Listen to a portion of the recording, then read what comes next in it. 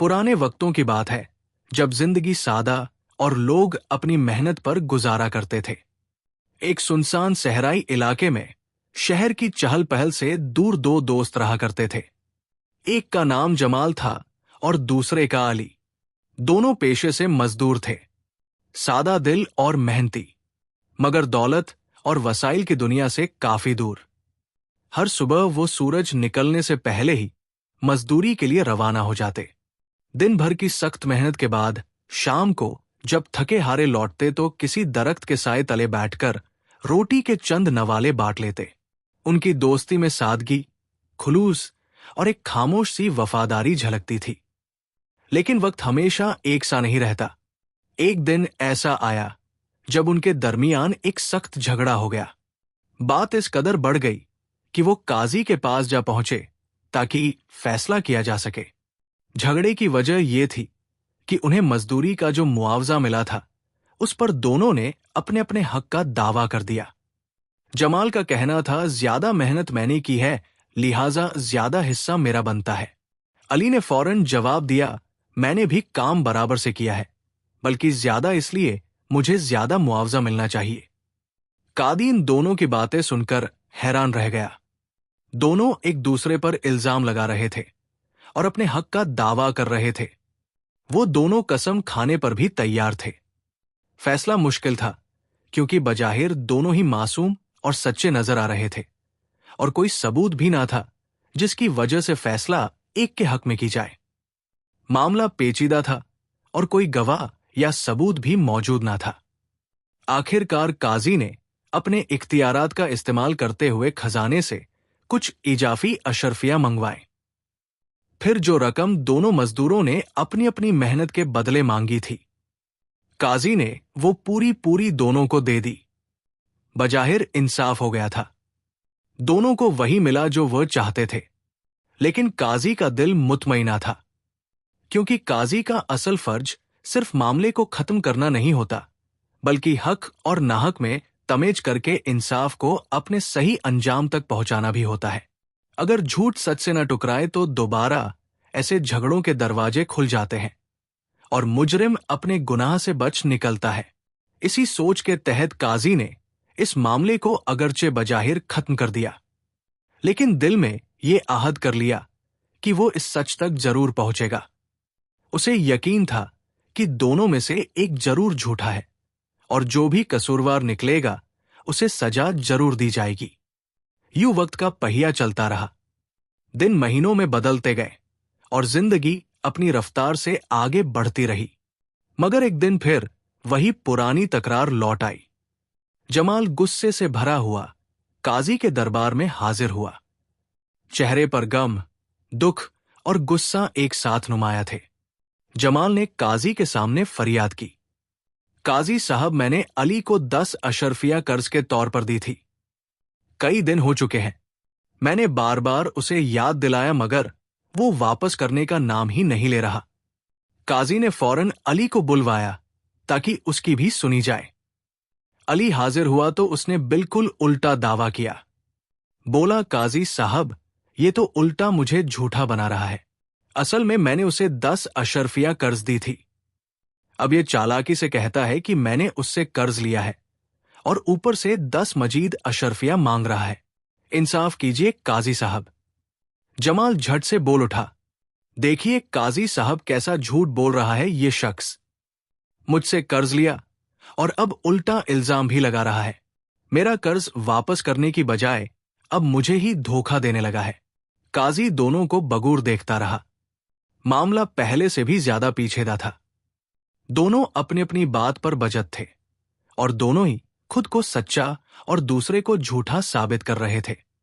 झूठ और सच के दरमियान फिर से एक दुआ गई थी, जिसे चीर कर असल हकीकत तक पहुंचना आसान ना था। काजी ने जब ये नया मुकदमा सुना तो एक बार फिर उलझन में पड़ गया।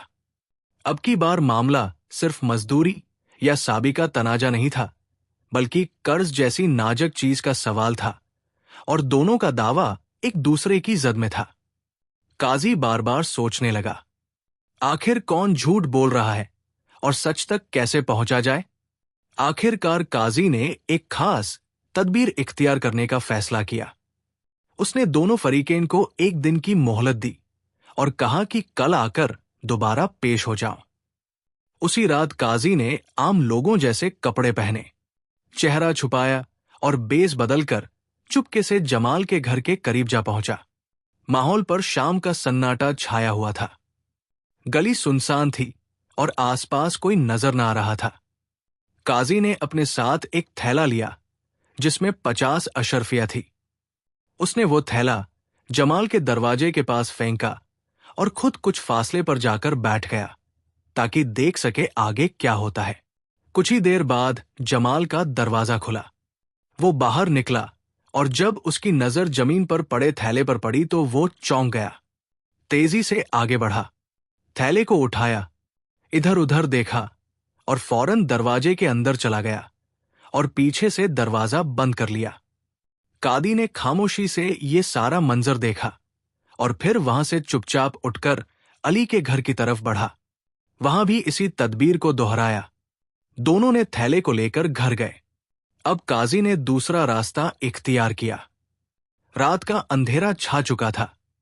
बादलों की गिंगिर सुनाई दे रही थी और फिजा में ठंडी हवा के झोंके चल रहे थे।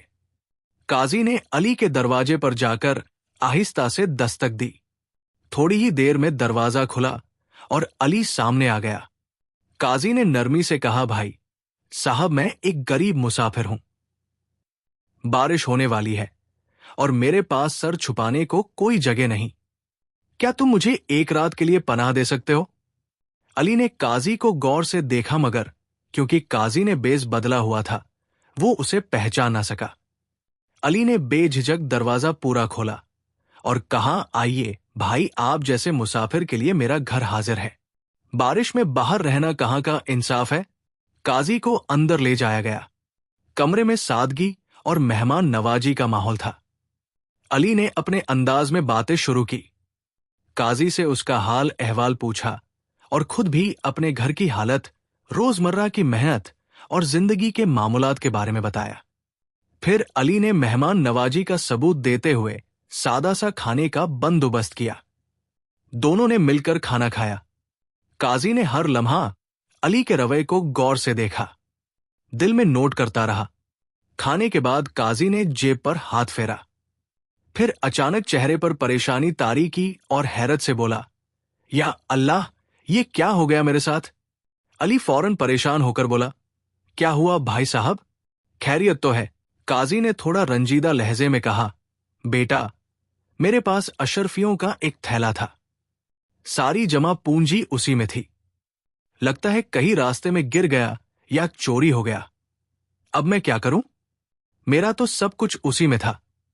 अली ने काजी की बात सुनी और थोड़ा सोचकर बोला, भाई साहब, मुझे रास्ते से एक थैला मिला है, लेकिन उससे पहले ये बताएं, इसमें कितनी अशरफिया थी और कैसी दिखती थी? काजी ने इत्मीनान से जवाब दिया, बेटा, इस थैले में तकरीबन 50 अशरफिया थी सोने की। मेरी तमाम पूंजी इसी में थी। अली फौरन उठा, कमरे के एक कोने में गया जहां उसने थैला छुपा कर रखा था।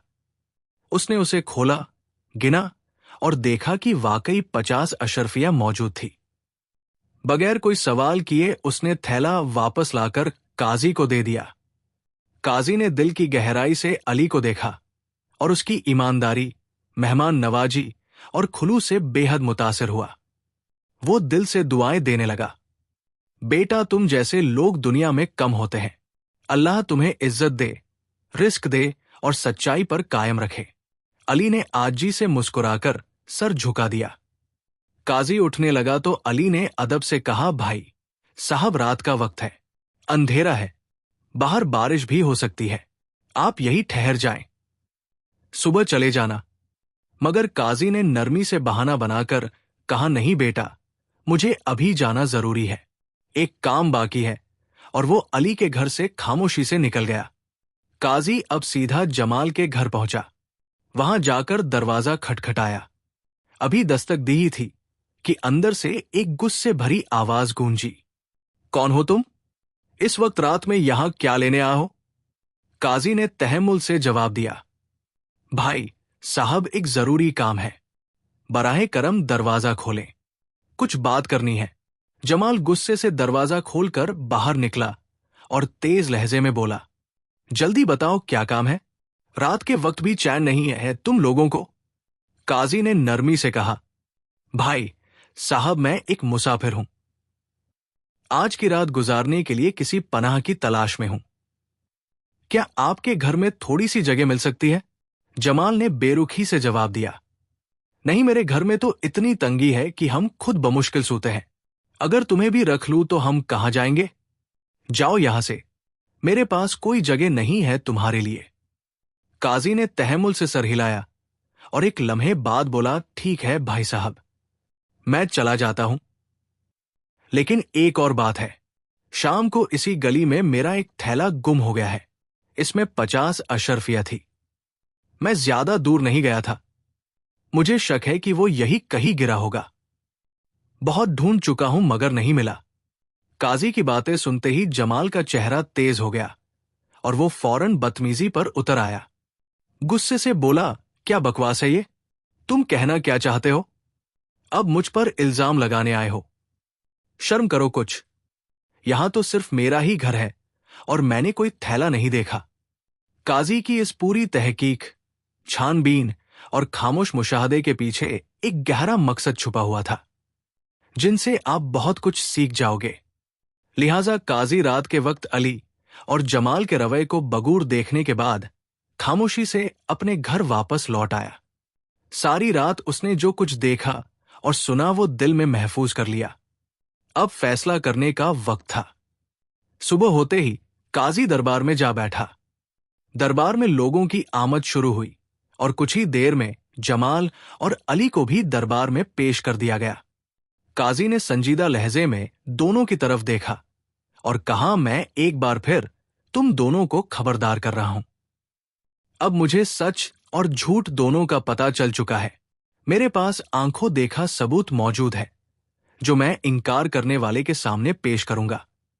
लेकिन अगर कोई अपनी गलती मान ले, सच सच बता दे, तो शायद उसके साथ नर्म रवैया इख्तियार किया जाए। सजा से बचने का यही वाहिद रास्ता है। यह सुनकर जमाल फौरन बोल उठा। उसका लहजा ऊंचा और जबरदस्ती से भरा हुआ था। काजी साहब, मुझे तो आपका पिछला फैसला बिल्कुल ठीक लगा था। मैं आज भी वही कहता हूं जो कल कहा था। इंसाफ चाहिए मुझे। झोटा सिर्फ अली है। काजी ने खामोशी से जमाल को देखा, फिर अली की तरफ रुख किया।